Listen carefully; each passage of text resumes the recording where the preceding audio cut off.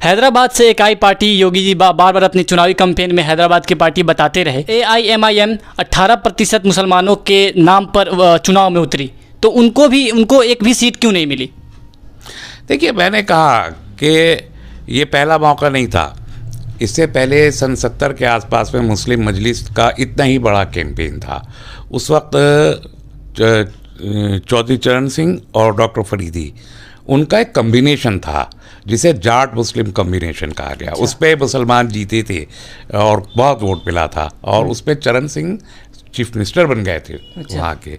लेकिन अभी जब अवैसी साहब आए तो इन्होंने ज़्यादा मुद्दे उठाए कम्युनिटी के इश्यूज़, और उनको भी बहुत ही जज्बाती अंदाज से उठाया।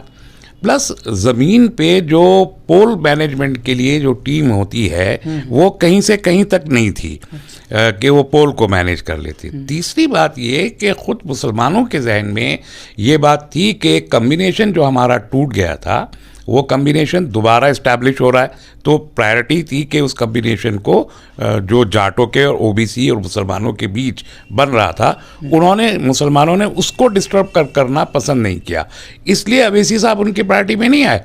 वरना अवैसी साहब से किसी को ज़ाती शिकायत नहीं है, लेकिन उनका ना कोई पोल मैनेजमेंट था, ना कोई स्ट्रक्चर था, और दूसरी बात ये एक टूटा हुआ कम्बिनेशन फिर बन रहा था, तो मुसलमानों ने ये ज़्यादा मुनासिब समझा कि इसको वो फिर से जोड़ें। दूसरी एक ख़ास बात जो बहरहाल रही है और हमें एडमिट करना चाहिए कि मुसलमानों की नफ्सियात में बीजेपी का खौफ अभी तक बहुत ज़्यादा है, और उस खौफ में बीजेपी की जो जालिम सरकार थी उसको हटाना एक पहली तरजीह मुसलमानों की थी, और उनको लग रहा था कि अवैसी साहब की वजह से वो नहीं हट सकेगी।